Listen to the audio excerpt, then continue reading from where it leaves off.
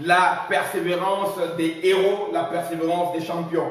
C'est un texte que j'aime beaucoup exploiter et je sais que à chaque fois que j'exploite un texte, il y a toujours une bénédiction qui s'ajoute. Je n'hésite pas à taguer un ami, n'hésite pas à partager, même à 10 groupes, partager dans les groupes. Ici, vous faites un procès, ben, qu'ils aillent réclamer ça chez Dieu, partagez au groupe. Le groupe où on parle, oh les femmes qui ont des jolis visages, oh les beaux gosses, partagez là-bas. Oh les méchants des Antananarivo, vous partagez là-bas. Oh les amis du football, ceux qui aiment le football, partagez dans ces groupes-là. Partagez partout, cette parole sera prêchée partout, dit la Bible. Jésus dit que cette parole sera prêchée partout, alors viendra la fin. Oh, les anciens de telle école, de tel lycée Molière, partagez là-bas. Les anciens de la ville je ne sais pas de quelle ville là, de Hong Kong, partagez là-bas. Les anciens étudiants de l'Inde, je ne sais pas, de Bombay, je ne sais pas où, de Benghazi ou bien je ne sais pas où, partagez dans tous les groupes. Voilà. Dans le groupe des satanistes visibles en plein jour, partagez dans le groupe des satanistes visibles en plein jour. La parole doit arriver là-bas. Le groupe des sorciers de Yopougon, partagez là-bas. Merci. Les entrepreneurs d'Abobo, partagez dans tous ces groupes-là. Alléluia. Les Parisiens raffinés, partagez la parole dans ces groupes. Toi, tu partages, moi je prêche et Dieu bénit les gens. Voilà, chacun fait son rôle. Tu partages, moi je prêche, Dieu bénit. Nous sommes dans le livre des juges, le livre des juges, le livre des juges. Alléluia, bien aimé, il y a une époque, quand on commence une marche avec Dieu, souvent on ne sait pas comment se conduire, comment se comporter avec ses dieux. Parce que quand tu viens chez Dieu, tu dois apprendre les us et les coutumes que Dieu a établies pour son peuple. Tu dois apprendre comment on marche avec Dieu. Les gens croient que marcher avec Dieu est naturel en nous. Écoutez-moi, je n'ai pas le temps de faire des transitions. Je commence directement avec les révélations. Je vais directement en profondeur. Dans notre nature, dans la nature humaine telle que nous sommes, comment plaire à Dieu n'est plus en nous. Comment plaire à Dieu n'est plus en nous. La plaire à Dieu n'est plus dans la nature humaine. Parce que depuis que l'homme a péché, la nature du péché s'est inscrite dans son ADN, dans son sang. Plaire à Dieu n'est plus dans notre nature. Écoutez, pour un être humain normal, plaire à Dieu est contre nature. Je répète, pour un être humain normal, plaire à Dieu est contre nature. Nous sommes maintenant habitués à nous plaire à nous-mêmes et comme nous avons suivi les indications de Satan au travers de notre grand-père Adam, plaire à Satan fait partie maintenant de notre nature. C'est pourquoi il faut toujours un effort pour marcher dans la sanctification et il faut, quand tu arrêtes de faire l'effort pour pécher, tu n'as pas besoin d'effort. Je répète, pour pécher, tu n'as pas besoin d'effort. Il faut un effort pour marcher dans la crainte de Dieu. Il faut un effort pour marcher dans la sanctification parce que la nature de Dieu n'est plus en nous, comme ne vous trompe pas. Alors, quand nous venons à Christ, oubliez les théories. Le chrétien, c'est qui? C'est le frère que tu vois dans l'église, la sœur. C'est le diacre, l'ancien, c'est le pasteur, c'est tout le monde que tu vois dans l'église. Est-ce que les gens que tu vois dans l'église sont parfaits? Non. Qu'on arrête de vous mentir sur la théorie. Les gens que nous croyons parfaits, c'est simplement les prédicateurs que nous voyons de loin, sans les côtoyer. Quand tu les côtoies, tu vois leurs défauts. Quand tu les côtoies, tu vois leurs filles.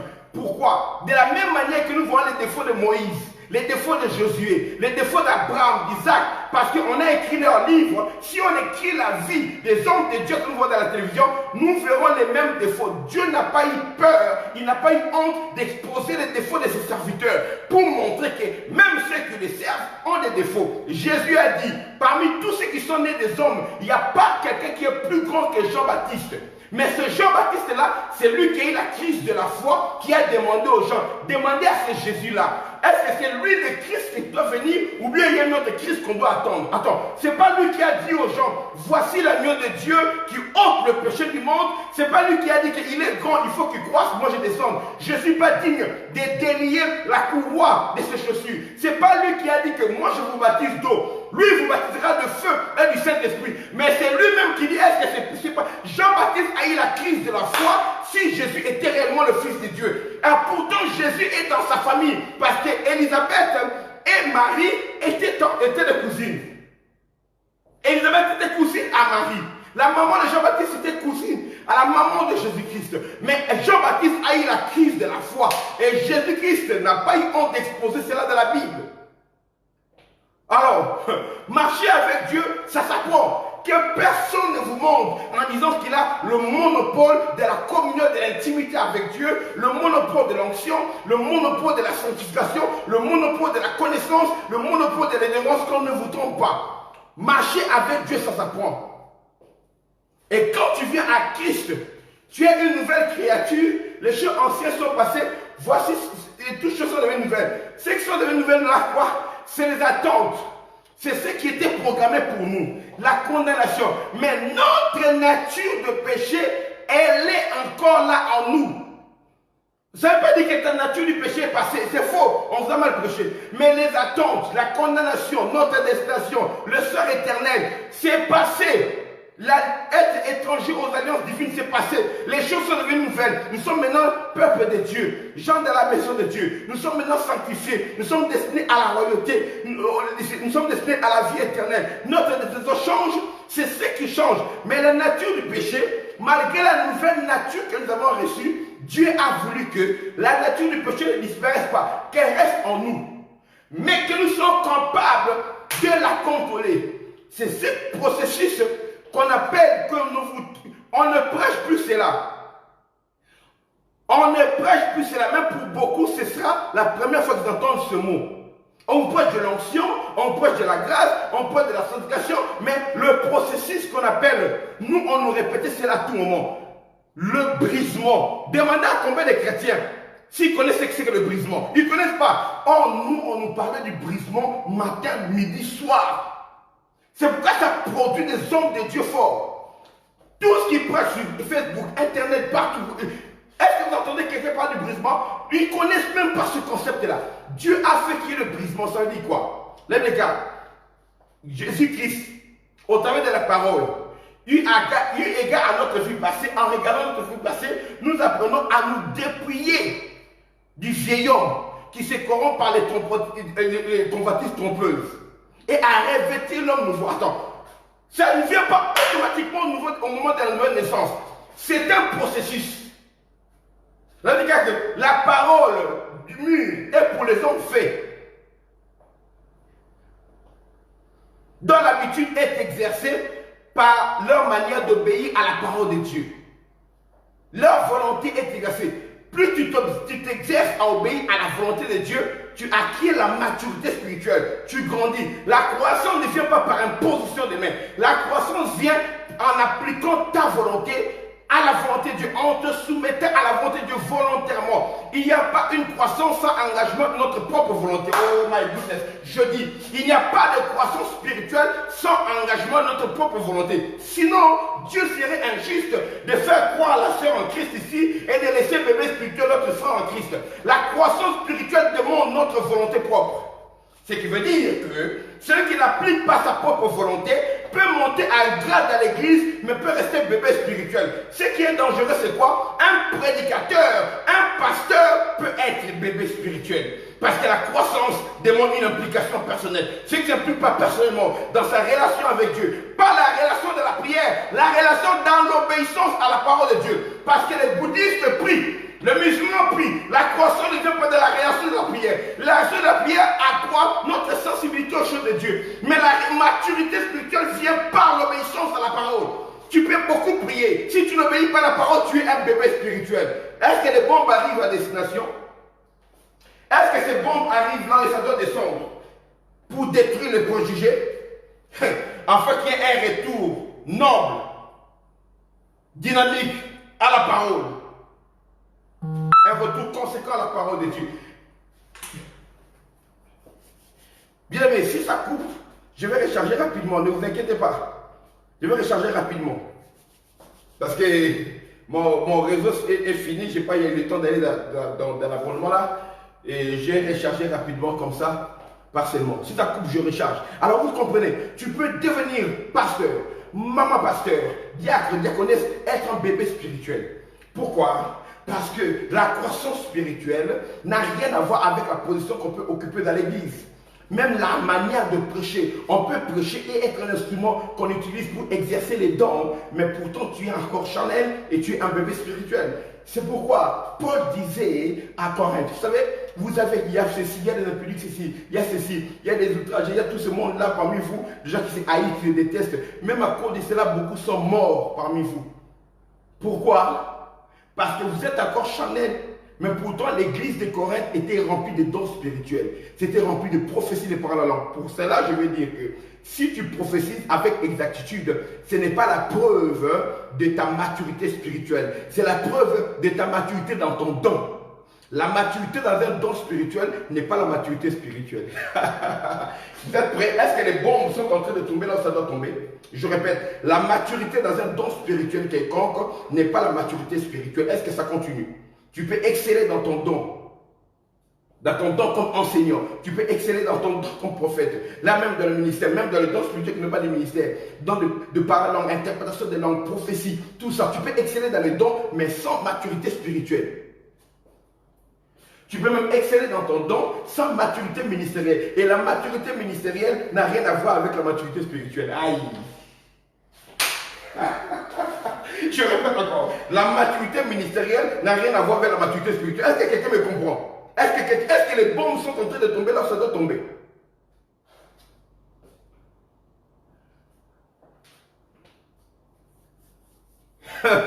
Comment? Est-ce que les bombes? La maturité ministérielle, c'est avoir la maîtrise dans l'exercice du ministère. Vous comprenez? Nous tous, nous avons un appel authentique. Mais en grandissant, nous avons commis des erreurs dans l'exercice du ministère. Nous avons cru que montrer, être grand dans le ministère, c'est déceler les défauts des autres et identifier cela et pointer du doigt les défauts des autres. Tel prêche mal, tel dit de mauvais messages. On excellait dans cela. Notre dextérité, c'était dans la manière de dénoncer ce que font les autres. On croit que c'est ça être meilleur. Ce sont des erreurs, créer des conflits. Même quand quelqu'un prêche mal, même quand quelqu'un prêche quelqu'un qui est contre la doctrine, la manière d'aborder cela peut montrer que quelqu'un est un petit ministériellement parlant, il n'a pas de maturité ministérielle, et ça peut montrer la manière d'aborder un conflit, même dans le corps de Christ, que cette personne est mature ministériellement. Alors je poursuis pour dire ceci.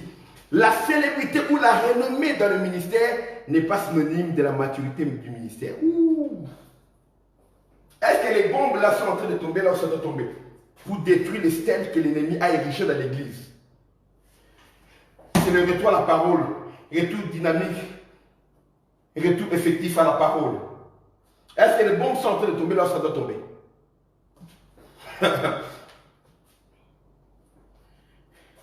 La maturité spirituelle vient dans l'obéissance à la parole.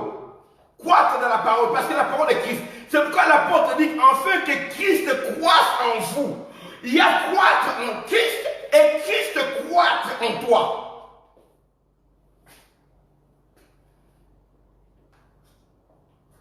Croître en Christ, tu bénéficies de tous les avantages que Christ a mis dans son royaume.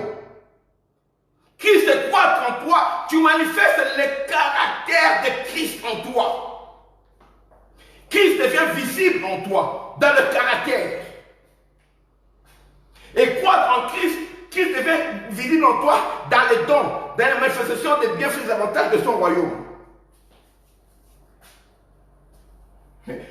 Nous continuons. Alors, quand tu viens chez Dieu, tu dois apprendre comment marcher avec Dieu. Les lecteurs de la Bible connaissent l'histoire où les habitants d'un pays étranger, ils sont arrivés vers Israël. Je crois que c'est les gens d'histoire. Je vais me rappeler, j'ai deux histoires qui viennent se confondre dans ma tête. Je dois répondre et vérifier c'est quelle histoire. Où il a été question, je crois que ce sont les gens qui avaient recueilli l'arche, je crois. Et ils ne savaient pas, ou bien des gens qui étaient dans le territoire d'Israël, ils ne savaient pas comment servir le Dieu d'Israël dans leur territoire.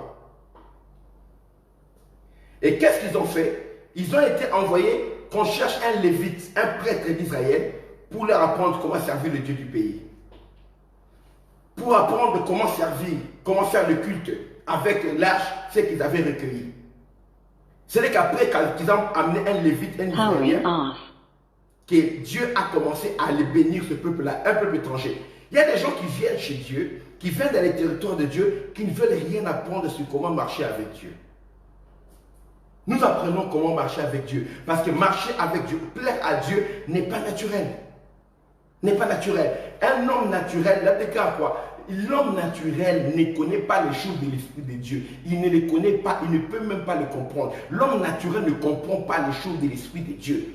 L'homme naturel, c'est le professeur d'université. Un professeur d'université ne connaît pas les choses de l'Esprit de Dieu. Ce que je veux dire quoi, c'est quoi? Tu peux étudier la théologie et ne pas connaître les choses de l'Esprit de Dieu, les choses spirituelles. Je profite pour dire, être docteur en théologie ne fait pas de toi quelqu'un qui est mature spirituellement. Ça ne fait même pas de toi quelqu'un qui est né de nouveau. Mais quelqu'un qui a un appel, qui est né de nouveau, c'est une richesse s'il devient un docteur en théologie. Vous comprenez ça?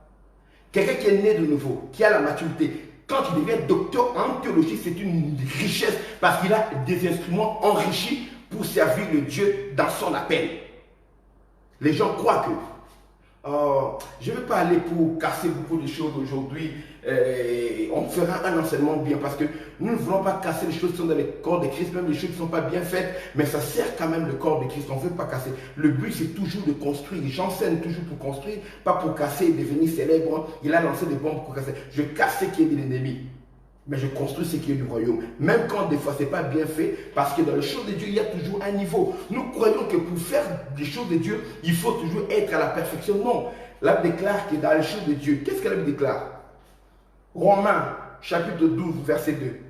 Ne vous conformez pas au siècle présent, mais soyez transformés par le renouvellement de l'intelligence, afin que vous discerniez quelle est la volonté de Dieu. Dans la volonté de Dieu, là, il y a quoi? Il y a ce qui est bon, agréable et parfait. Il y a toujours des niveaux, bon, agréable et parfait. Dans la volonté de Dieu. Vous comprenez? Et je profite pour dire aux enfants de Dieu que la volonté permissive de Dieu n'existe pas. On parle de la volonté parfaite et la volonté permissive. Non, la volonté permissive n'existe pas chez Dieu. Il y a soit c'est dans la volonté de Dieu ou ce n'est pas dans la volonté de Dieu. Mais dans la volonté de Dieu, il y a des niveaux où Dieu t'attend. La volonté permissive, c'est dans la désobéissance, ce n'est pas la volonté de Dieu. Les gens croient que quand Dieu t'interdit de faire quelque chose, tu veux quand même le faire. Il te laisse faire, c'est que c'est sa volonté permissive. Non, non, non. Dieu te permet de faire quelque chose qui n'est pas dans sa volonté. Il a permis, mais ce n'est pas sa volonté. Ce n'est pas sa volonté permissive, c'est faux. Vous avez cassé ça. Des dizaines d'années, peut-être 20 ans de mauvais enseignements. Ça vient de tomber. Ça vient de tomber. C'est un retour dynamique et effectif à la parole. Est-ce que les bombes là tombent au bon endroit? Enlève de ta bouche le mot volonté permissive. Ça n'existe pas chez Dieu. Voilà. Maintenant, quand les enfants se sont délivrés de l'Égypte, ils ont commencé la marche. On devait leur apprendre comment servir ce Dieu-là. Comment servir ce Dieu. Et Moïse s'est battu pour apprendre aux enfants d'Israël comment servir ce Dieu. Comment être attaché à ce Dieu. Et Dieu lui-même en a eu marre de ce peuple. 430 ans d'esclavage, l'Égypte était remplie en eux. Dieu en a eu marre. S'ils ont subsisté encore, c'est à cause de Moïse.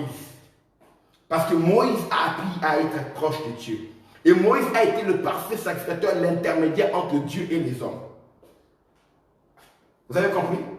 Le parfait, c'était aussi un Lévite lui-même. C'est lui qui a institué le premier sacrificateur d'ailleurs, Aaron qui était son frère.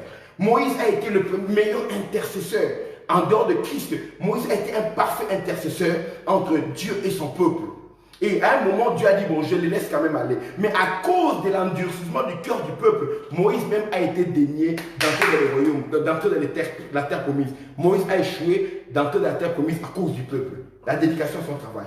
Il a commis une erreur poussée par le peuple. Bref, Josué a appris à servir Dieu auprès de Moïse.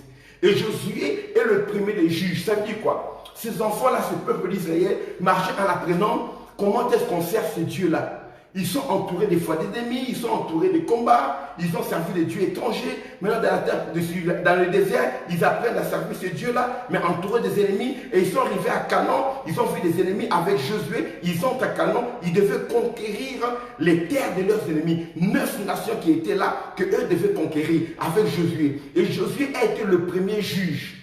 Les juges, ce sont des personnes qui exerçaient l'autorité en Israël. Ils n'avaient pas la fonction de roi, il n'y avait pas encore de roi, mais c'était les leaders du peuple. C'est eux qui conduisaient le peuple à la mort de Moïse, après la mort de Moïse. Et Josué a été le premier des juges. Il a conduit le peuple, il a fait entrer le peuple de la terre promise. Et une partie est encore restée. Et puis, au fur et à mesure, il y a eu plusieurs juges qui avaient pour rôle de conserver le territoire que Dieu leur avait donné devant tous les ennemis. Parce que les ennemis revenaient pour reprendre possession de leur territoire. Les juges guidés. Celui qui s'est levé, qui s'est montré vaillant, devenait le juge d'Israël. C'était presque des leaders naturels. C'est-à-dire que celui qui s'est distingué, il n'y avait pas une lignée comme dans la royauté. Tu viens de telle famille, comme chez les Lévites ou quoi, pour qu'on te consacre juge. Non, c'est celui qui s'y excellait dans l'héroïsme, devant le besoin du peuple d'être libéré, le besoin du peuple d'être conduit dans le combat. C'est lui qui devenait juge. Il y a eu plusieurs juges. Et jusqu'à une époque où Israël était dominé par les Madianites. Pendant 7 ans, Israël était malheureux à cause des Madians. Pourquoi? Madian attaquait Israël, il a suscité Israël, il a détruit les villes d'Israël. Les Israéliens ont fui et sont allés se cacher pour dormir dans des trous, dans des cavernes. Ils sont montés dans des rochers, ils dormaient dans des trous des rochers. Le peuple élu, le peuple béni de Dieu, dormait dans les trous des rochers à cause de l'ennemi qui lui imposait. Combien de chrétiens vivent une vie qui n'a rien à voir avec la promesse de Dieu pour eux? Je ne te laisse pas aller chercher notre chrétien. Tu es chrétien et regarde ta propre vie. Il y a des domaines dans ta vie qui n'ont rien à voir avec ce que Dieu a prévu pour toi. Tu regardes la parole, la promesse, tu regardes, c'est comme tu as commandé quelque chose de livraison, on t'a livré une bénédiction qui vient. Tu regardes la liste comme le manifeste, tu regardes ce que tu as reçu, ça n'a rien à voir. Ça n'a rien à voir. Quand il y a des choses qui manquent, il faut réclamer. La liste des réclamations est là. Il faut réclamer, il y a des choses qui manquent. Dieu nous a livré et la liste et notre vie, nous devons revoir qu'est-ce que nous avons déjà reçu. Alors, les enfants d'Israël dormaient dans des conditions atroces et ils étaient affamés. Pourquoi? Quand Madian venait, Madian il trouvait que les enfants d'Israël avaient sémé. Il laissait les enfants d'Israël s'aimer. Pour s'aimer, il faut labourer la terre, il faut défricher les champs, enlever les cailloux, enlever les pierres, travailler dur, le morceau des racines. C'est difficile de défricher un champ. Moi, on a déjà fait le champ où tu vois les racines. Hein? Il n'y a rien qui énerve. Les pierres, encore, ça va. C'est difficile de les pierres. Mais là, il y a des racines. Avec la roue, là, c'est difficile. Couper les racines, couper les troncs d'arbres, des fois des racines pour déblayer la terre. Mais vous travaillez dur, vous sémez, vous arrosez pendant toute l'année, 3 mois, 6 mois, peu importe. Vous arrosez. Ça commence à pousser, vous attendez, ça pousse, ça pousse. Au moment de la récolte, c'est à ce moment-là que Madian venait. Ça dit quoi? Ce sont des esprits qui viennent attaquer ta vie. Ce sont des personnes qui viennent attaquer ta vie en te laissant travailler toute ta vie. Le moment où tu veux jouir du fruit de ton mariage, le moment où tu veux jouir du fruit de ton travail, du fruit de tes études, du fruit d'une relation entretenue, du fruit d'un travail dur, tu vas commencer au bas de l'échelle. Au moment où tu veux commencer à en réjouir, à jouir du fruit du travail, c'est là que l'ennemi vient, il détruit tout. C'est ce que fait Israël. Madian détruisait tous les champs. Ils écrasaient. Ils venaient avec leurs chameaux. Ils mangeaient ce qu'il y a à manger. Ils prenaient ce qu'il y a à prendre. Ils récoltaient. Et ceux qui restaient, ils les détruisaient. Ils les brûlaient. Pour que les enfants d'Israël restent affamés. Vous voyez ce niveau de méchanceté. Et c'est dans cette condition-là que Dieu vient rencontrer un homme qui était en train de travailler pour moudre la farine. Il broyait la farine de froment pour aller se cacher en ayant peur des enfants d'Israël. C'est-à-dire que c'était un poltron comme tous les enfants d'Israël. Être poltron, être peureux, c'était le caractéristique commun de tous les enfants d'Israël à cette époque-là. Pendant 7 ans, tous avaient peur. 7 ans, tous avaient peur. Devant Goliath, les enfants d'Israël ont eu peur pendant 40 jours. Mais devant Madian, ils ont eu peur pendant 7 ans. Et Gédéon était dans la peur. Il tu travailles dans la peur, tu travailles dans une condition qu'on t'a imposé, que t'a imposé l'ennemi. C'est ce que moi j'ai refusé. J'ai créé ma société Ridi pour ne plus être dans le travail qu'on m'impose l'ennemi ou bien qu'on m'impose quelqu'un d'autre pour qui je travaille. J'ai refusé. C'est pourquoi j'ai créé ma société Ridi, les réseaux internationaux des décideurs influents. J'ai créé d'abord un réseau pour aider les chrétiens à faire de l'argent entre eux. Je vois que beaucoup ne comprenaient pas tarder. J'ai dit, ok, moi-même, je transforme ça d'abord en société. Mais le réseau est plus grand que la société. Et j'ai enregistré mes sociétés et je suis en train de travailler pour que je puisse vivre ce que Dieu a promis pour moi. Crée également ta société. Je passe, ce n'est pas le but du message aujourd'hui. Crée ta société quand même, je te le dis. Tu commenceras bas. Quand tu vas travailler pour quelqu'un, mais tu as ta société. Et une vision pour toi-même. Même si tu travailles pour quelqu'un, et une vision pour toi. Et une vision pour toi, je te le dis. Mais je continue. Bref. Et dans ce travail-là de peur, Dieu est venu rencontrer Gédéon pour lui dire, Gédéon, l'ange a dit à Gédéon, l'Éternel est avec toi, vaillant héros. Qui? Vaillant héros, c'est qui? Mais c'est toi. Je te dis, il y a un héros qui se cache en toi.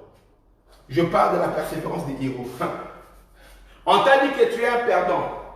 On t'a dit que tu es une perdante. On t'a dit que tu ne peux rien faire. Je te dis qu'il y a un héros qui se cache en toi. Ils ne t'ont pas créé, ils ne peuvent pas le voir. Chaque personne a été créée pour résoudre un problème ici sur la terre. Trouve le problème pour lequel tu as été créé. Le problème pour lequel tu dois y résoudre.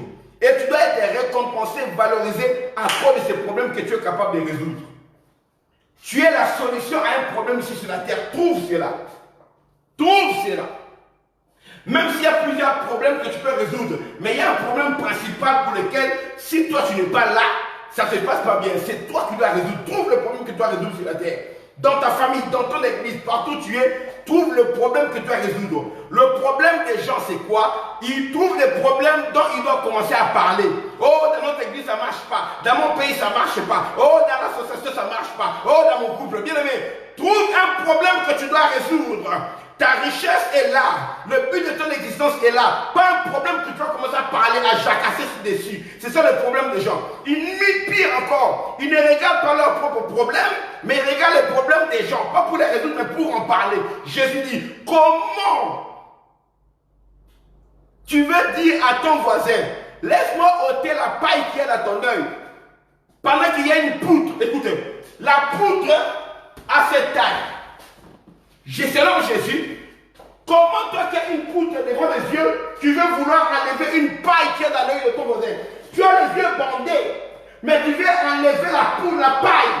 C'est-à-dire que comme tu as une poutre, tu es indigne d'aider qui que ce soit. Comment d'abord par enlever la grosse poutre, le gros morceau de bois, avant d'enlever la petite paille, la brindille d'herbe dans l'œil de quelqu'un? Les gens passent leur temps à remarquer les pailles dans les vues des gens, dans les yeux des gens, et commencer à en parler.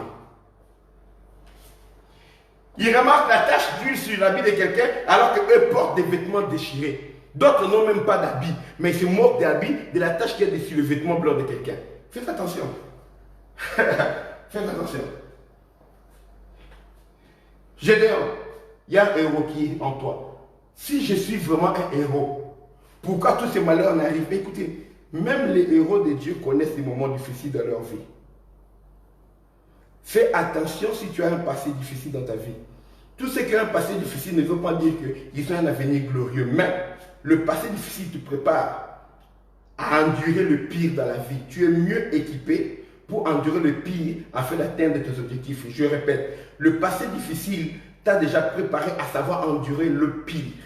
De sorte que tu seras tenace devant les situations difficiles quand tu seras dans ta marche vers ta destinée, dans la marche pour accomplir tes rêves. Et j'ai déjà vécu le pire. Et tu sais où est-ce que moi j'ai déjà dormi? Une femme divorcée avec 4 enfants, quand ma mère nous élevait, tu sais là on a déjà dormi. Alors, quand je suis dans une belle villa comme ça, même si l'électricité part, je m'en fous. J'ai déjà vécu le pire. Dans la maison familiale à Bruxelles, rue de Nec. Il y a un moment, tout le monde était parti, mais moi je suis revenu là-bas parce que je travaillais à Bruxelles. Il restait avec mon ami David à Anvers, mais je travaillais à Bruxelles. Je suis revenu, on avait déjà, comme il y avait des fuites de gaz, on avait coupé la maison, cherchait à vendre, mais je suis revenu. J'ai dormi dans la maison, il n'y avait plus de gaz. Parce qu'il est tué, il y avait des fuites. Si on laissait le gaz, tu dormais là-bas, tu allais mourir. Donc il n'y avait que l'électricité. À Bruxelles, en hiver, sans gaz, ça veut dire qu'il n'y a pas de chauffage. Je prenais le fer à repasser. Avant de dormir, je prenais le fer à repasser. Je repassais mon lit. Je repassais la couverture. Et j'ai débranché le fer. J'entrais maintenant dans la couverture et je me blottais comme ça avec cette chaleur en hiver. Mais tu peux pas mettre la tête toi dehors parce que quand tu es enfant, j'étais asthmatique, je ne supporte pas que la tête soit dans la couverture. Et le froid là, tu dors dans le froid. Et je me réveille à 4 h du matin, non, à 3 h, 4 h du matin pour sortir la nuit en hiver pour aller livrer des journaux.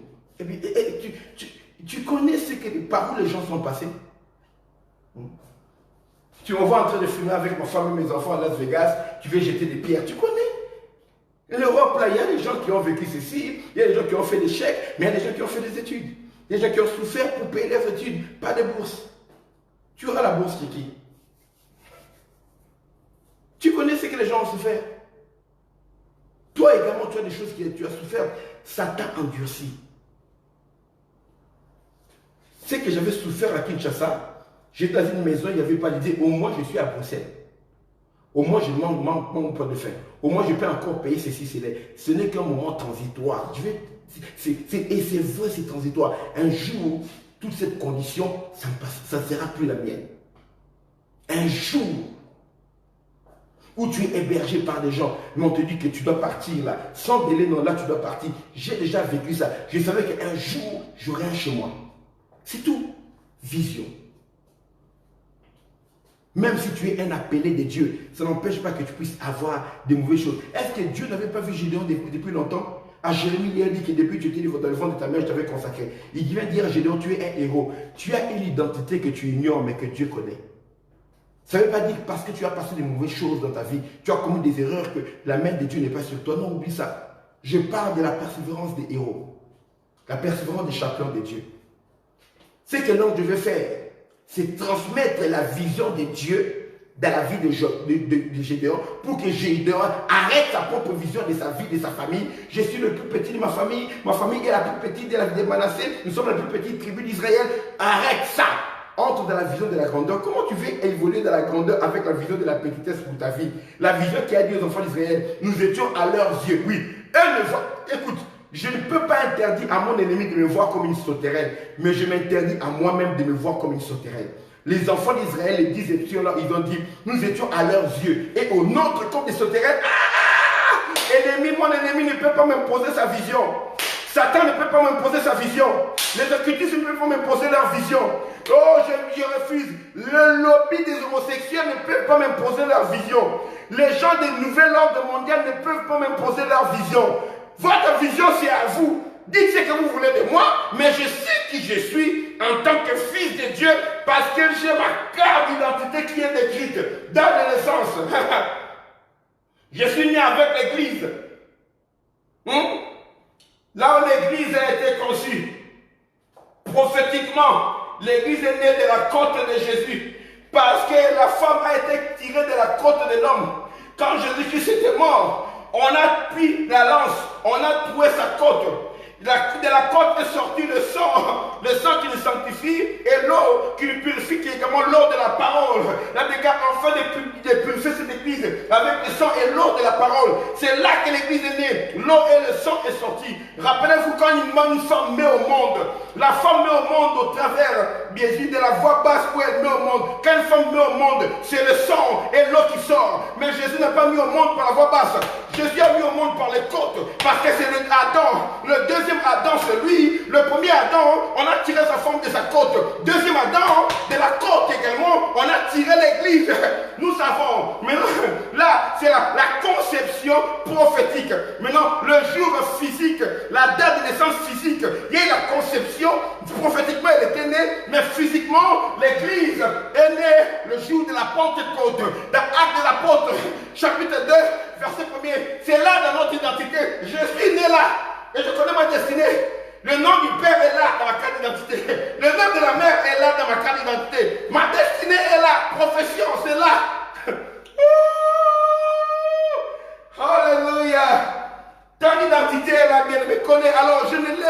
l'ennemi m'imposer sa vision. Parce qu'il touche sur ma vie. Refuse. Refuse que le gouvernement de ton pays t'impose la vision qu'ils ont sur toi. Qui repose sur tous les autres citoyens, pas sur toi. Parce que toi, tu es la bénédiction pour ton gouvernement. Ah. Donc là où ils sont dans les ténèbres, c'est toi. Jésus a dit que vous êtes la lumière du monde. Tu es la lumière de ton gouvernement, de ta nation. Écris là, je suis la lumière de ma nation. Écrivez. Vous voulez que je vous montre mon diplôme de mérite? Mon certificat de mérite là. Vous voulez que je vous montre? Où j'ai été reconnu comme chevalier, citoyen d'honneur, chevalier, à cause de ma contribution auprès de la jeunesse. Jeunesse universitaire, la jeunesse qui est dans l'entrepreneuriat, la jeunesse de mon pays, la jeunesse qui aspire à l'excellence, le travail que je fais au milieu d'eux. Je viens à peine d'arriver. Le 16 ici, ça fera à peine 6 mois. Je sais, j'ai quitté chez moi le 16 mars. Ça fera 6 mois le 16 ici à peine. Ça fera 6 mois. J'ai reçu le diplôme, je suis chevalier. Appelez-moi sœur, Messie, sœur, Dr. Samuel L. Wabantu, Dr. Favre. Mais mettez sœur désormais. Quand tu me parles, mes sœurs, je suis chevalier. Par le Parlement des jeunes, réunis en conseil. Et j'aime ça. De manière bénévole, nous avons fait ce travail. Ou quand il fallait faire une réunion, louer une salle, nous sortons l'argent pour louer. Payer des boissons, les étudiants, nous payons les boissons. Nous avons fait des payer les médias, nous avons payé. Pas en attendant qu'on reçoive quelque chose des gens, mais transmettre ce qu'on a reçu. Tu es dit écrit, je suis une lumière. Oui, voilà. Toi, Ouré, là, tu seras grand. Tu es une lumière pour ta nation, c'est vrai. Andy, Natacha, je suis une lumière pour ma nation. Qui d'autre a écrit là? Tu ne veux pas écrire, c'est ton problème. Oui, Cédric, Intercommerce, tu es une lumière pour ta nation, c'est bien. Sephora, bien. Épouse Touré là, tu es une lumière pour ta nation. Écrivez, je suis une lumière pour ma nation, n'hésite pas. Oui, Gédéon, toi. Oui, toi. Oh, pourquoi? Oui, ça c'est le passé. Dieu veut te choisir maintenant pour une solution maintenant. C'est vrai. Et Dieu appelle Gédéon. Il montre les signes. Il lui dit comment il va vaincre Madian. Écoutez, Gédéon a fini par croire. Il a offert un sacrifice qui témoigne là. Il n'y a pas quelqu'un qui peut bloquer mon frère. Andy, tu as accès? Tu peux bloquer mon grand frère s'il te plaît. J'ai dit aux gens de m'appeler sœur. Ouais, les grands frères sont toujours comme ça. Vous voyez les grands frères, là c'est mon frère. Tony Claude là. Et il y a David demande qu'est-ce que votre frère pour tuer Goliath. Il a dit à David, ferme ta bouche, il a toujours des problèmes là. Moi je dis sœur, comme le S-I-R, Seigneur, lui il dit sœur comme la sœur en Christ. Love you bro. C'est pas le but, hein, mais je profite quand même pour dire. Il n'y a jamais eu de personnes avec qui j'ai défendu, discuté de la Bible avec profondeur, une grande connaissance, comme mon frère Claude, mon grand frère. Je viens juste après lui. Bon, les enfants de la maison le connaissent. Il a formé beaucoup de gens que vous voyez, des artistes, que vous voyez en Belgique, des artistes musiciens chrétiens. Il a produit beaucoup, il a lancé beaucoup. Beaucoup. Lui doivent leur carrière. Il a encadré beaucoup. Stromae, que vous voyez là, Stromae, la star Stromae, il était son étudiant de l'école des dimanches. Mon frère. Voilà. Ceux qui ne savent pas, Stromae, c'est un chrétien. Voilà, allons-y. Là, il demande pardon. Tu m'es distrait. Alors, voilà. Gédéon, on lui dit, écoute, le passé, c'est le passé. Fais ce qu'il faut faire. Il a offert le sacrifice, il a commencé à marcher. Mais écoute ce qui est important. Quand Gédéon est allé combattre Madian, il a remporté une grande victoire. Mais la victoire de Gédéon n'était pas complète. Gédéon a remporté la victoire. On a vu une preuve que Dieu est avec lui. Mais le problème, c'est que cette victoire-là n'était pas complète. C'est le texte que nous allons lire avec vous dans Juge chapitre 8. Nous apprenons comment marcher avec ces dieux. Gédéon dit, est-ce que ce Dieu-là est vraiment avec nous? Gédéon a dit, on a appris que nos pères ont marché avec ces dieux, mais où sont les exploits? Bien aimé, dans l'apprentissage de ta marche avec Dieu, ton pasteur racontera des miracles, Mais toi, tu regardes dans ta vie aucun miracle. Des fois, les histoires que les racontent les pasteurs vont sembler être des fables pour toi. Parce qu'il y aura un contraste entre eux, ce que eux te racontent, et ce que toi tu racontes. Pardon, ce que toi tu vis. Bien aimé, même si on t'a raconté des grands exploits et que chez toi tu n'as jamais vu ça, ose croire que Dieu est capable de faire des choses avec toi. Même si ce que tu vis c'est totalement le contraire de ce qu'on t'a promis, tu dois avoir la foi, croire que c'est possible. Gédéon s'est résigné à croire. Il a dit, si c'est vraiment Dieu qui me parle, reste là, je vais offrir mon offrande. Écoute, tu ne peux pas avancer avec Dieu si tu ne sais pas offrir le meilleur que tu as. Là où est ton trésor, là où sera ton cœur. Si tu ne sais pas offrir une offrande, un sacrifice à Dieu, tu n'as pas une relation profonde avec Dieu. Tu as une relation intellectuelle. Parce que les choses de Dieu, ce sont des choses spirituelles. Où tu fais les calculs, les stratégies, ça marche. Mais avant que ça marche, à la fin, tu dis, je veux offrir quelque chose qui me met en contact avec le spirituel. Parce que notre marche est une marche de la foi. Et la foi est une marche spirituelle, pas une marche de raison. Ce n'est pas une marche de calcul, ce n'est pas une marche de raisonnement. Bien sûr, nous raisonnons, nous calculons. Mais au sommet, nous appelons les choses spirituelles pour qu'elles viennent intervenir. En fait, que le spirituel influence le physique. Parce que l'homme spirituel juge de tout. Il n'est lui-même jugé par personne. L'homme charnel ne comprend pas les choses de l'Esprit de Dieu. Parce que c'est spirituellement qu'on en juge. C'est impossible pour lui de comprendre. Nous allons à la profondeur. Et Gédéon, il a cru, il est allé combattre, il a vaincu. Mais ce n'était pas une victoire totale. J'ai des victoires dans ma famille qui ne sont pas encore totales. J'ai des victoires dans mon foyer qui ne sont pas encore totales. J'ai vécu des temps difficiles, en 2012, c'est 8 ans. Quand mon pasteur est venu pour aider mon couple, j'ai vécu des choses difficiles avec ma femme. On était sur le point de divorcer totalement. Nous avons vaincu cela.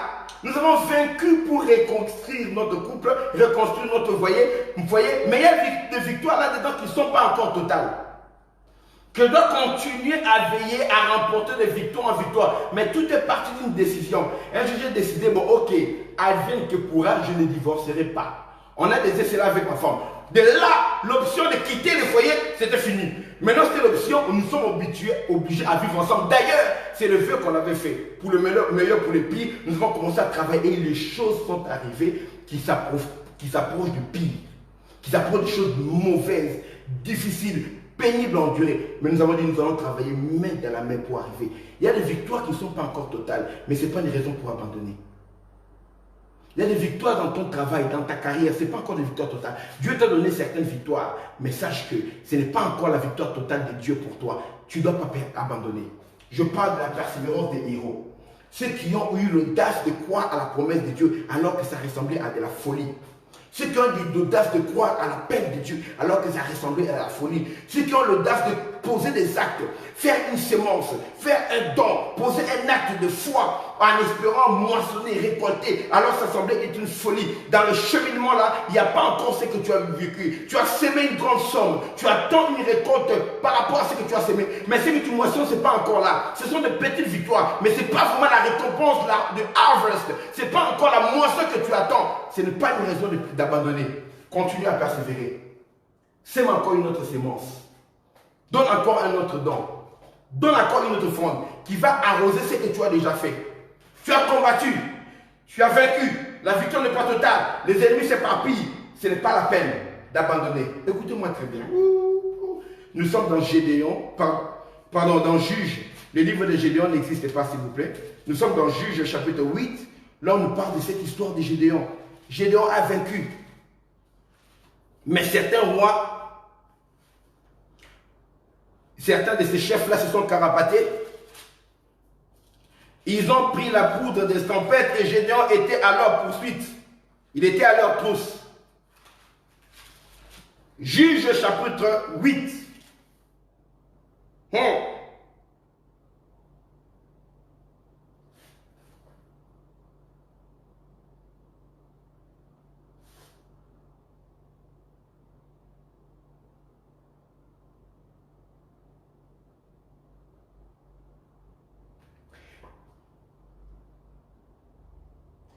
Juge chapitre 8, verset 4, la Bible déclare, Juge 8, 4, écrivez, Gédéon arriva au Jourdain.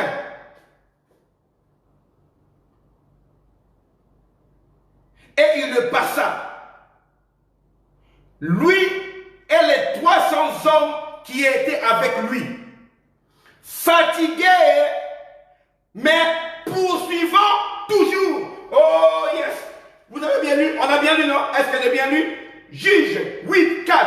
Gédéon arriva au Jourdain et il le passa, lui et les 300 hommes qui étaient avec lui, fatigués mais poursuivant toujours.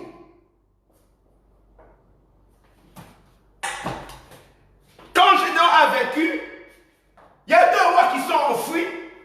Il a continué à poursuivre pour atteindre ces rois afin que sa victoire soit totale. Et en les poursuivant, il a rencontré des obstacles. Il y avait le fleuve du Jourdain. Tu as combattu, tu es fatigué. Et les ennemis vont te faire passer par le chemin où tu vas y laisser des plumes. Je parle à quelqu'un. Les ennemis te feront passer par le chemin où tu y laisseras des plumes. Il sait que s'il te met en contact avec tes celui-là, tu as fait des bons de commande, mais pour qu'on te paye, ça devient un problème. Tu as fait ceci, il te met à côté d'un superviseur qui te crée des problèmes. Il te met à côté d'un subalterne qui est en train de bousiller tout ton travail. Mais il a l'ancienneté là, il a la valde d'un des chefs, tu ne peux pas le virer. L'ennemi te mettra toujours dans le chemin pour te faire lâcher prise, pour te faire péter les plombs, pour que tu dises que j'en ai tellement marre, c'est fini, et tu risques de ruiner ta vie et ruiner la vie de ceux qui sont autour de toi. Fais attention à la pression que te fait subir l'ennemi. Ne cède pas à la pression. Un héros doit savoir maîtriser sa vie dans la tempérance, la maîtrise de soi, c'est d'ailleurs un don spirituel, et maîtriser ton monde. Même s'il y a des choses qui se passent contrairement à ce que tu veux, ne laisse pas les choses échapper à ton contrôle. Ne don't be driven by. Ne laisse pas les choses commencer à te conduire, à te traîner. Non. Sois là. Contrôle les choses. Même si les choses sont mal déplacées, sache comment réagir aux choses que tu ne peux pas contrôler. Même si ça semble devenir hors de ta portée, commence à savoir comment maintenir la distance pour empêcher que ça t'envahisse et que tu puisses être prisonnier des événements. Ne laisse pas les choses, les événements commencer à te conduire. Tu te comportes comment, n'importe comment, tu navigues à vue. Tu ne fais que réagir maintenant. Non, non, non, planifie. La sagesse, c'est être capable de discerner, être capable de planifier. L'ennemi est là, même s'il t'emmène ici. Non, non, sache comment avoir la maîtrise de toi, de soi. L'ennemi, dans la fuite de l'ennemi, Gédéon était en train de passer sur des territoires. Il poursuit ces gens. Et dans les territoires là, certains territoires, il a demandé de l'aide. On a insulté Gédéon.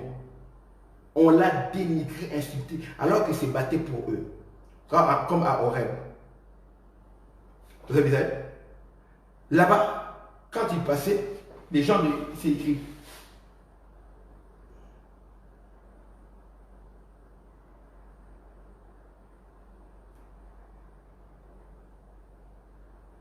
À Sukkoth, pardon.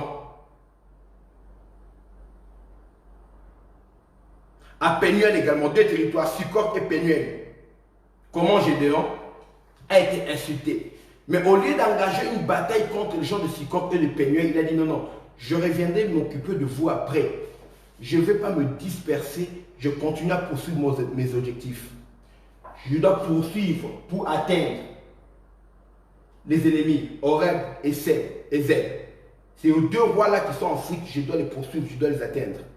Les gens de Sukkoth, les gens de Pénuel, attendez, je m'occuperai de vous.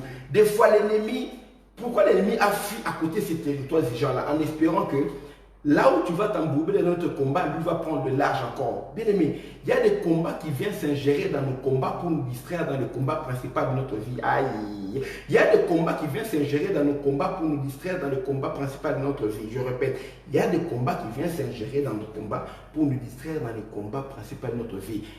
Stay focus. Marc Murdock dit, c'est ta responsabilité de rester concentré dans ce que tu fais. Ce n'est pas la responsabilité de Dieu, c'est ta responsabilité de rester concentré. Reste focus, reste concentré. Concentré, c'est ta responsabilité. Ce n'est pas Dieu qui détournera ton visage, non, non. Exerce-toi à ne pas te laisser éparpiller par les événements, par la suite des choses. C'est ça un héros. Dans la persévérance, il y a la concentration dans ce que nous sommes appelés à faire.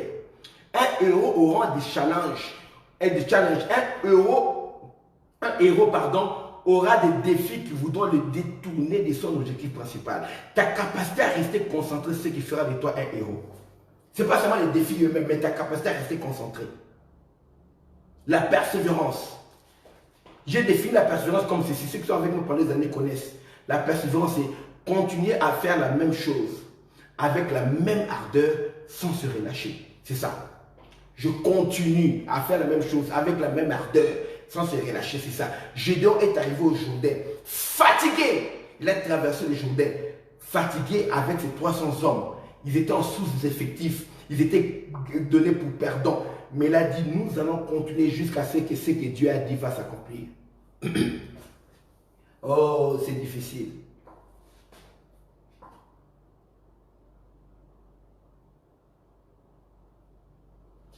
You are stuck in the middle of past victories and upcoming battles.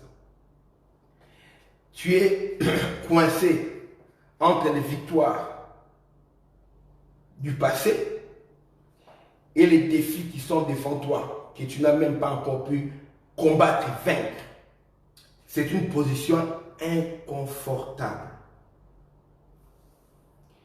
Tout le monde qui vient s'approcher de toi te regarde par rapport à tes victoires passées. Et quand ils te regardent, ils te disent que tu n'as pas besoin d'aide. Tu pleures, tu demandes de l'aide. Sikok, help me. Penuel, you guys, help me please. Aidez-moi. On te dit, qui es-tu? On va t'aider pourquoi? Tu es seul, mais entouré d'une foule. Et les 300 hommes ne regardaient que sur Gédéon. C'est quoi la prochaine étape? Gédéon peut demander de l'aide, mais qui entendra son cri? Qui va entendre ton cri? Les victoires que j'ai remportées dans le passé n'ont rien à voir avec le combat qui m'attend devant. J'ai besoin d'aide pour ce combat-là. Ce n'est pas le même combat. C'est peut-être un combat beaucoup plus hargneux qui m'attend. J'ai des plus grands défis. Vous parlez des victoires du passé, mais ce n'est plus ce niveau-là. J'ai dépassé cela. Mais maintenant, j'ai besoin d'aide pour aller là-bas. Mais on te dit, on ne va pas t'aider parce que tu sais toujours te débrouiller seul. Tu te débrouilleras. Et tu regardes. C'est pourquoi je comprends David dit, je lève mes yeux. Pourquoi il a levé les yeux? Parce qu'il a regardé à gauche. Il n'y a pas d'aide. À droite, il n'y a pas d'aide. Devant, personne pour l'aider. Derrière, personne. Alors il dit, je lève mes yeux vers la montagne. C'est une question. Le secours me viendra d'où? D'où me viendra le secours? Le secours me vient de l'Éternel qui a fait les cieux et la terre. Parce que David aussi a connu ce moment-là. Fugitif, avec des gens qui dépendent de lui. Des rebelles qui a transformé en nombre de trucs pour l'accompagner. Ensuite, devant le roi, l'autorité légale du pays. Il ne savait pas où. Il dormait dans des cavernes, dans des cages, dans des cavernes, dans des trous, imposés par l'ennemi. Vous savez, comme les enfants d'Israël, pendant le siège de Madian, David aussi disait, je vais avoir le secours où? Héros de Dieu, ton secret est dans la persévérance. Le Dieu qui t'a fait remporter les autres victoires, te fera remporter aussi les victoires futures. Mais ce sera avec des peines, avec des pleurs et avec le rejet. Pendant que tu crois que parce que Dieu a accompli cela, je vais avoir besoin de secours. Quand je suis sorti, moi, un petit, du plus petit de la famille, quand je suis sorti de la plus petite tribu d'Israël, je ne suis rien. J'ai dit que Dieu m'a choisi pour délivrer Madian. On s'est moqué de moi. Je suis allé choisir la troupe des gens. Les gens sont venus quand même. Mais au moment d'aller au combat, Dieu m'impose de prendre les 300 personnes. Parce que quand Gédéon a fait la peine, il n'y a eu que 32 000 personnes qui sont venues pour aller combattre. D'une grande population de millions, 32 000 seulement, ils avaient peur. Parce que c'était une cause perdue. Et puis parmi les 32 000, Dieu a dit, ces gens-là que tu vois, il y en a qui ont peur. Ils ne sont même pas avec toi. Ne fais pas avec eux. Dis aux gens qui ont peur que chacun retourne chez eux. Jésus a dit, non, non, ils sont venus pour combattre. Dieu a dit, ils sont venus pour combattre, mais ils ne sont pas avec toi. Dis à celui qui a peur de retourner. Des fois, nous croyons que les gens sont avec nous parce qu'ils sont à côté de nous. Oh, I'm telling to you, it's not because somebody is next to you that is with you. Ce n'est pas parce que quelqu'un est à côté de toi, ça veut dire qu'il est avec toi. Oh, quel esprit pour somebody right now. Judas était à côté de Jésus, mais il n'était pas avec Jésus. Ce n'est pas parce que quelqu'un est à côté de toi que cette personne est avec toi. Vous comprenez? J'ai déjà dit, bon, écoutez, que ceux qui ont peur rentrent chez eux. Bien aimé, le 2 tiers de la troupe qui sont rentrés, 22 000 personnes se sont parées. Avant même le début des hostilités, il n'y a que 10 000 qui restaient. Gédéon was like, what? Ça c'est quoi? Tu ne sais pas si Dieu te montre le cœur des gens. C'est là que tu peux être avec toi. Tu vas être abasourdi d'apprendre que non seulement ils ne sont pas avec toi, mais ils n'ont jamais été avec toi. Toi aussi, tu n'es pas avec la personne là. Tu ne l'aimes pas. Tu ne l'apprécies pas. Tu passes ton temps à la critiquer. Tu restes à côté d'elle. Pourquoi? Tu n'as rien de mieux à faire de ta vie que de rester à côté de quelqu'un que tu n'aimes pas, tu n'apprécies pas. Un pasteur que tu n'aimes pas. Un fiancé que tu n'aimes pas. Une fiancée que tu n'aimes pas. Tu passes ton temps à la critiquer. Tu restes là en train de faire quoi? Les gens ont été honnêtes. Ils ont dit, ok, nous on avait appelé comme ça. Chez nous on appelle l'Oyenge. L'Oyenge, ça veut dire que le foudre, hein, être entraîné par l'enthousiasme du groupe, hein, la dynamique de la masse du groupe. Oh, on est venu, combat, on va combattre. Et les gens étaient sortis avec des cris de guerre. Hein. Des cris de guerre. Je ne sais pas en français qu'il y a des cris de guerre. Chez nous en Lingala, par exemple, il y a des cris de guerre comme Eloué, Eloué, Boaye, Bomaye. C'est-à-dire qu'on va tuer on va casser du Madian. On va casser du Madian. On va tuer les Madians. Les gens sont venus. Mais quand on a dit qu'il y a peur, ils sont partis. Dieu a dit à Gédéon, ok, les 10 000 là, ils sont restés quand même. Ils ont montré du courage, mais ils ne sont pas qualifiés. Mais je ne veux pas qu'on dise que vous avez remporté la victoire grâce à ces troupes. Je veux que la gloire me revienne. Amen, dis allô. Je vais te montrer comment boire. Quand ils sont allés boire là-bas, 9700 personnes ont bu avec la tête dans l'eau pour bien étancher leur soif. 300 personnes ont bu comme des chiens. Ils l'appellent comme des chiens. Gédéon a dit, il y avait encore des infiltrés. Regardez-moi ces chiens. Il y a la troupe de l'Éternel qui sont restés des héros, qui boivent pour prendre la force, reprendre la force. Vous buvez comme des chiens en regardant à gauche et à droite. Les chiens, 300. Et Dieu a dit, c'est pas les chiens là, qui boivent comme des chiens. C'est pas, bien aimé. Pendant que je prêche là, j'ai envie de m'agenouiller pour donner gloire à Dieu. Je le fais. Alléluia. Je bénis Dieu pour sa sagesse infinie. Personne ne peut égaler Dieu dans sa sagesse. Dieu, des fois, quand je pense à lui, quand je lis la Bible, ça me fait peur. C'est une peur de l'admiration, en fait. J'admire tellement la sagesse infiniment variée de Dieu que des fois, j'ai peur de lui. Moi, alors du gars, j'aime sa parole. Dieu a dit, oui, les 300, là, mets-les de côté. J'ai déjà mis de côté les 300. Les autres sont restés. J'ai donc commencé à regarder avec enthousiasme. Ils imaginent comme mon bout qui peut commencer à dire, j'aimais mon cœur dans les bérets verts tel que vous êtes là. J'aimais mon cœur dans les bérets rouges tel que vous êtes là. Dans les commandos que vous êtes là, j'aimais mon cœur sur vous. Dieu a dit, bon, tu vois les 300 là, c'est eux que tu vas garder pour aller combattre avec eux.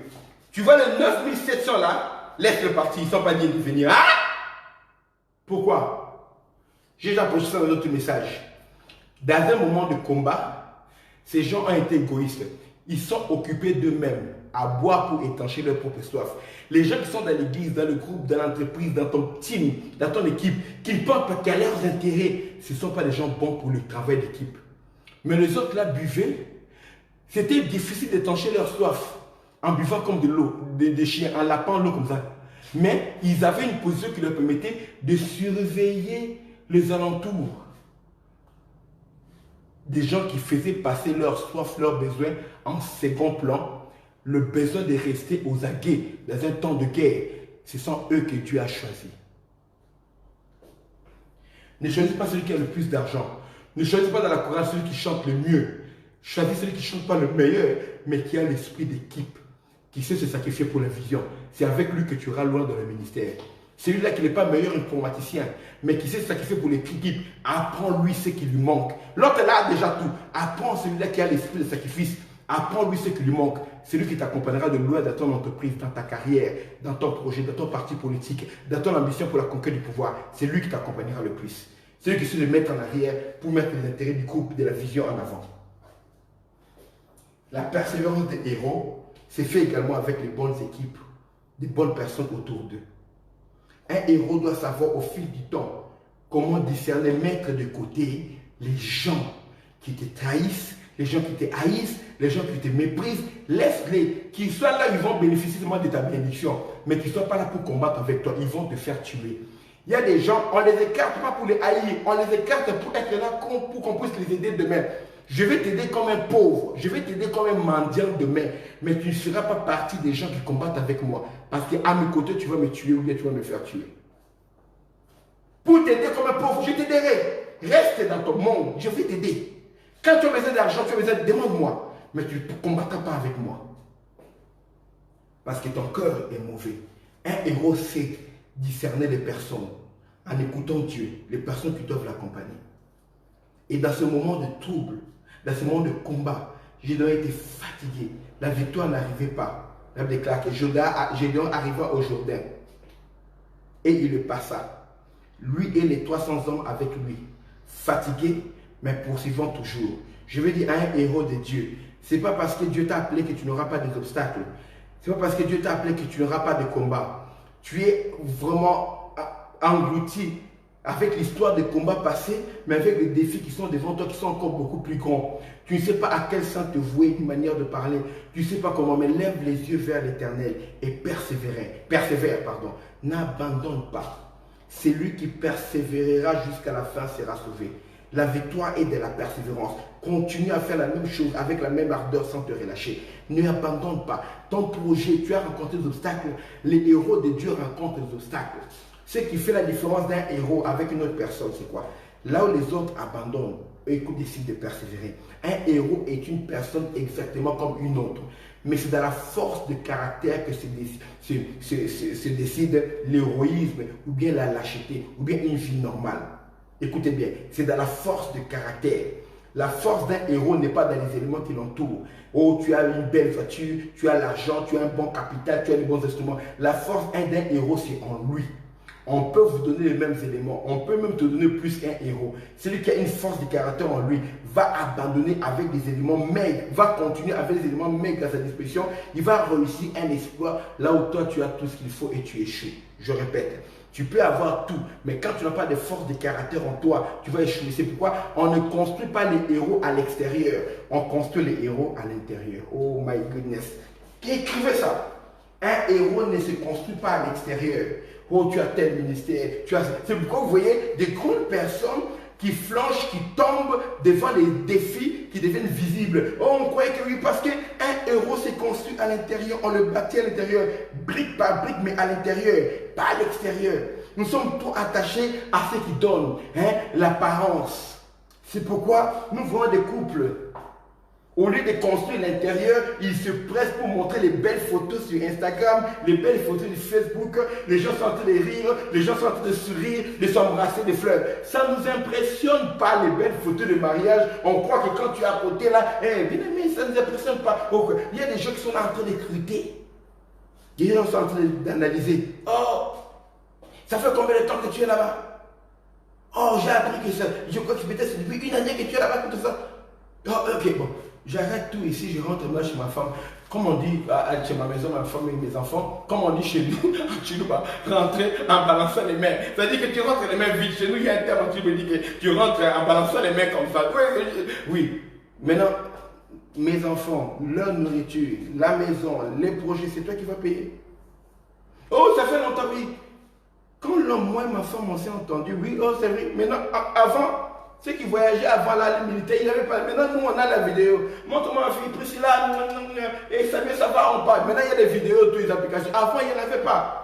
Pourquoi que les militaires là, qui sont en Afghanistan, les gens qui se battent pour ta liberté, ceux qui sont en faction là-bas, les militaires qui sont à l'est du pays là-bas se battent. Pourquoi qu'ils ne sont pas mariés, ils n'ont pas de famille? Ceux qui sont en Afghanistan, ils n'ont pas de famille. Pourquoi que ceux qui sont en train de battre dans les factions pour la France, là, ils sont dans les pays, dans les endroits, ils n'ont pas de famille. Les gens sont toujours en train d'imaginer les choses sur les gens.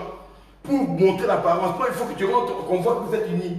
Et puis, on voit des belles photos des gens ensemble. Et un jour, on apprend, comme le mardi passé, le prophète là qui est venu, qui a battu sa femme. Pas d'une balle, hein, devant le travail. Là, devant le travail, il vient le matin parce qu'ils ne vivaient plus ensemble. Bam, bam, bam, bam, bam. 9 balles. Il a vidé le chargeur sur elle. Et puis elle est morte. Toutes les photos qu'ils ont ensemble sont des photos avec des grands sourires. Hein, parce que nous sommes habitués maintenant, même quand ça va mal, au lieu de chercher de l'aide, nous cherchons toujours à faire semblant, à mentir aux gens, à montrer aux gens que tout va bien, tout va bien. Non, bâtissez l'intérieur. Quand vous montrez aux gens que tout va bien, c'est bien. Mais ne laissez pas les choses comme ça. Construisez-vous, répentez-vous, réconciliez-vous, demandez-vous pardon, appelez de l'aide. Faites de sorte que votre vie puisse se bâtir pour de vrai. De sorte que ce qui est caché soit réellement le reflet de ce qu'on voit également à l'extérieur. Dans tes combats, persévère. Ils ne connaissent pas tes combats, mais dans la victoire, tous ils te connaîtront. Ils ne connaissent pas tes défis, mais dans ta victoire, tous te connaîtront. On voit un grand champion et quelqu'un qu'on ne connaît pas. Quand tu viens battre les champions, on oublie les champions, c'est toi qui deviens le nouveau champion. On commence à parler de toi. Le nouveau boxeur, le nouveau champion de poids lourd, le nouveau ceci, le nouveau start-up qui a fait le plus grand bénéfice. On parle de ton start-up, on parle de ton cours, on parle. Bien, mais ta victoire va faire parler de toi. Et quand on parle de toi, on parlera du Dieu qui t'a amené à la victoire. Je répète, ta victoire fera parler de toi. Et quand on parlera de toi, on parlera obligatoirement de ton Dieu qui t'a mené à la victoire. C'est pourquoi Dieu se charge de rendre le nom grand de ceux qui se confient à lui. Il a dit à Abraham, je rendrai ton nom grand. Parce que sans Dieu, tu le glorifieras au travers de la vie de qui? Le soleil et la lune sont là. Tu vois les gens glorifier Dieu au travers du soleil et la lune. Non, les gens ont abandonné. Les gens font ce qu'ils veulent. Mais quand Dieu agit dans la vie de quelqu'un, ça devient le panneau publicitaire de sa gloire. La vie de cette personne devient la borne, le panneau publicitaire qui montre que le Dieu qui est dans cette personne agit. C'est pourquoi Dieu s'est pu appeler. Dieu ne se dit pas, je suis le Dieu du soleil, je suis le Dieu de la lune, je suis le Dieu des étoiles. Non, Dieu dit, je suis le Dieu d'Abraham, le Dieu d'Isaac, le Dieu de Jacob. Le Dieu d'Abraham, d'Isaac, de Jacob, le Dieu de Gédéon, je prie qu'il soit ton Dieu maintenant. Et qu'on cite la gloire de Dieu au travers de ta vie. Que le Seigneur vous bénisse abondamment. Je vais prier pour ceux qui sont abandonnés, ceux qui ont envie d'abandonner, ceux qui sont fatigués d'attendre. Ton mariage arrive. Continue à marcher dans la crainte de Dieu. Construis les principes en toi. Travaille pour devenir une meilleure épouse. Travaille dans ton cœur. On m'a appris qu'une femme doit réagir comme ça à son mari. C'est pas bon. J'ai vu ma mère faire comme ça avec mon père. C'est pas bon. Travaille pour changer ce qui est mal en toi avant même que l'homme arrive. Tu as vu ton père frapper ta mère. Change déjà en toi avant qu'une femme arrive. Tu as vu ton père tromper ta mère, change déjà en toi. Tu as vu ton père vous délaisser, vous dénigrer, change. Ton père vous a abandonné pour aller ailleurs, change cela. Travaille en toi. Travaille en toi. Avant même que tu puisses avoir une femme, construis des grandes choses en toi. Remporte des victoires en secret. Et un jour, ta victoire sera publique. Et tous ceux-là qui sont en train de travailler des moments difficiles, traverser des moments difficiles, ils ont envie d'abandonner. Ils savent que Dieu est vivant parce qu'hier, il y a des victoires. Mais demain, ça devient compliqué là. C'est devient compliqué, même quand tu es célibataire, c'est pas comme ça. Je suis marié, c'est vrai, une grande victoire. Mon mariage a été une grande victoire. Mais là, ce que je vis là, je n'étais pas préparé à ça. N'abandonne pas. N'abandonne pas. Le Dieu qui t'a remporté la victoire hier, il est avec toi maintenant. Mon Dieu va être avec toi maintenant. Il va t'accorder de grandes victoires. Il va t'accorder de grandes victoires. Et ce que je te dis, j'ai appris, même quand c'est difficile, même quand je n'ai pas d'aide, si j'abandonne, j'irai où? Si j'abandonne, ma femme fera quoi? Dans sa jeunesse, elle a cru en moi. Elle a cru en moi. Elle fera quoi? Je l'ai épousée. Elle n'avait que 21 ans. Moi, 27 ans. Elle a accepté de donner son sort, sa vie à moi. J'abandonne. Ma femme fera quoi?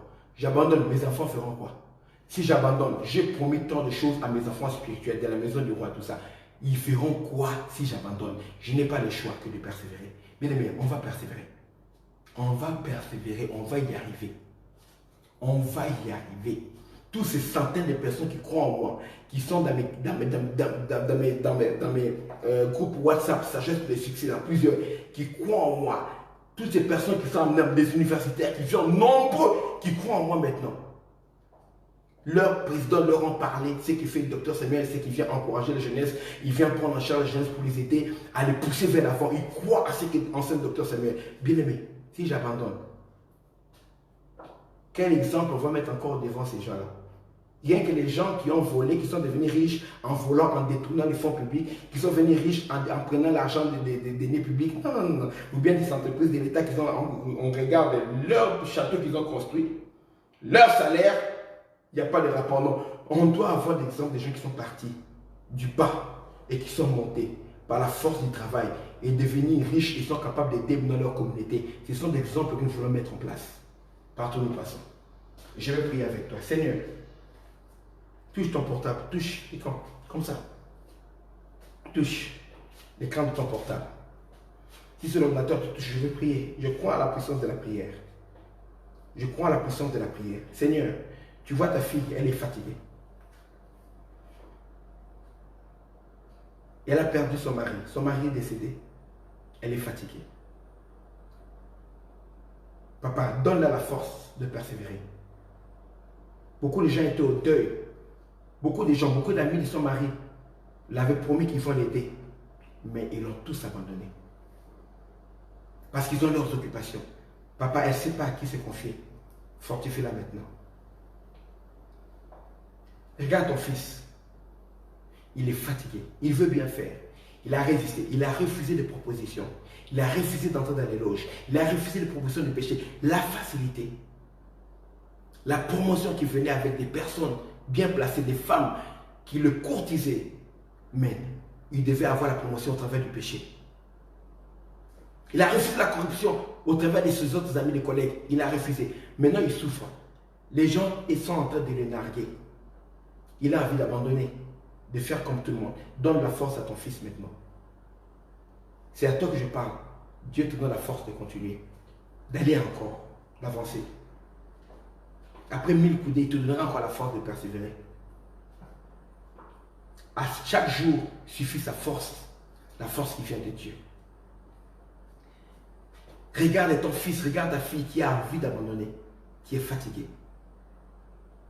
Regarde cette femme qui est loin, son mari est loin. Regarde cet homme qui est loin, sa femme est loin. Ils ont envie d'abandonner, papa. Donne-leur la force. Dispute après dispute. Il y a des brins d'espoir, mais par moments, l'espoir est perdu dans leur couple. Ils se disent qu'on ne va pas y arriver. Papa, donne-leur la force. Tu leur as permis de franchir des obstacles jusqu'à aujourd'hui, c'est parce que tu sais ce que tu vas faire. Promesse d'emploi après promesse d'emploi, promesse d'embauche. Ton fils, ta fille est fatigué. Ses bien-aimés sont fatigués. Papa, donne-leur la force. Que cette fois-là, l'embauche sera là. Cette fois-là, le travail va venir. Cette fois-là, le miracle. Alléluia. Papa, visite maintenant ceux qui se confient en toi. Les uns se confient sur leurs chevaux. Les autres s'appuient sur leurs chars. Nous nous confions à l'Éternel des armées. Nous n'avons que toi. Eux, ils plient et tombent. Nous nous tenons debout et restons fermes. Fortifie ta fille, fortifie ton fils maintenant. Son miracle. Celle-là qui a créé ton nom, récompense-la. Qu'elle rencontre l'homme qui correspond avec son caractère. Qu'ensemble, ta fille forme un foyer avec son homme. Un foyer qui va te servir. Celui-là qui a refusé de vivre dans l'impureté, dans l'impudicité. Il a créé ton nom malgré toutes les opportunités. Permets-lui de rencontrer une femme qui va faire entrer son cœur dans le repos. Sa vie deviendra une vie de louange, d'exaltation de ton nom. Accorde-lui à ton fils. Après tant de moments de souffrance, on s'est servi de ton fils comme un marchepied. Les autres sont servis de ses talents pour monter en grade, pour avoir une carrière politique, pour aller. Ils ont aidé les gens, mais n'ont jamais été récompensés. Papa, viens élever ton fils.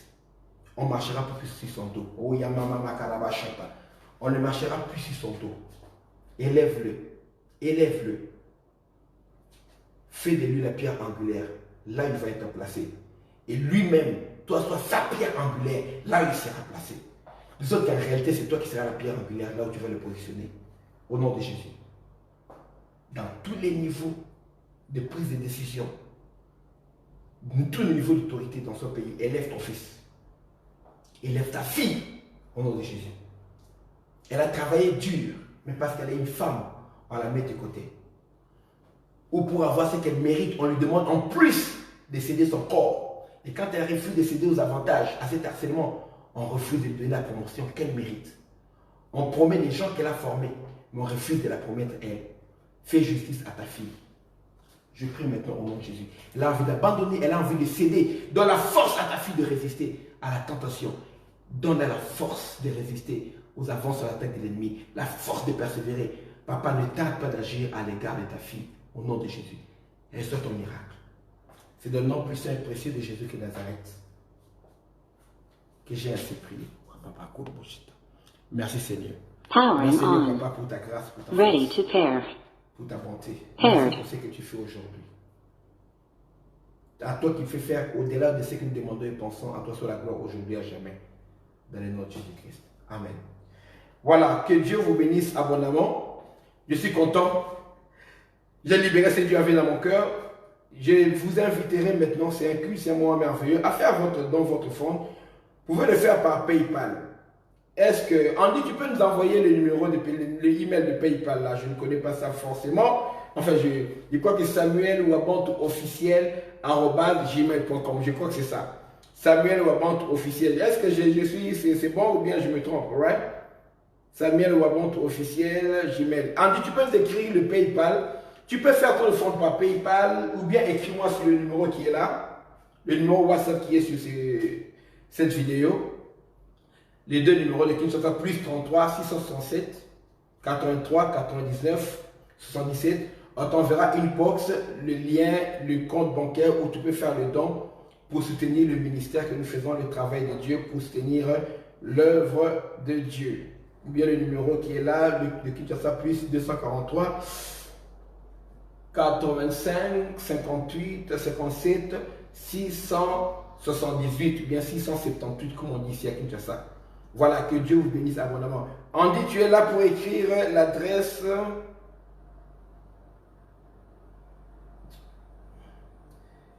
Voilà.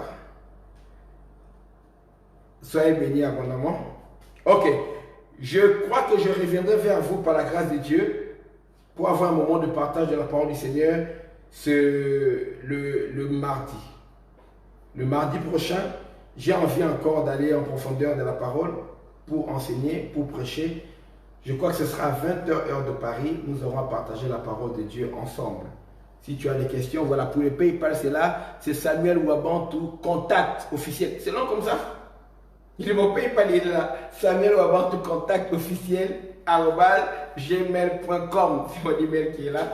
Voilà, envoyez votre contribution, votre don, votre fonds, votre dîme, peu importe ce que Dieu vous met à cœur pour soutenir le travail. Envoyez ça là-dedans. Bien, écrivez-nous sur WhatsApp. On vous donnera un lien pour un compte bancaire ou bien pour une référence. Tu veux payer par Western, MoneyGram, peu importe ce que tu veux. Ne manquera pas de vous bénir et de vous visiter. Que la grâce et la faveur de Dieu vous soient parfaitement accordées dans le nom puissant et précieux de Jésus. Je vous laisse dans la paix du Seigneur. Je vais commencer une prière bientôt. Ici, dans 20 minutes, je commence une prière ici, à ma résidence avec certains de mes protégés. Ils sont déjà en train de venir, c'est pourquoi les appels commencent à se multiplier. Que le Seigneur vous soit favorable. Gardez-moi dans vos prières, comme moi également, je prie pour vous. Alors, vous savez que c'est le moment du retour dynamique et effectif à la parole. Ce n'est pas une option, c'est une obligation. Que Dieu soit avec vous. Merci beaucoup.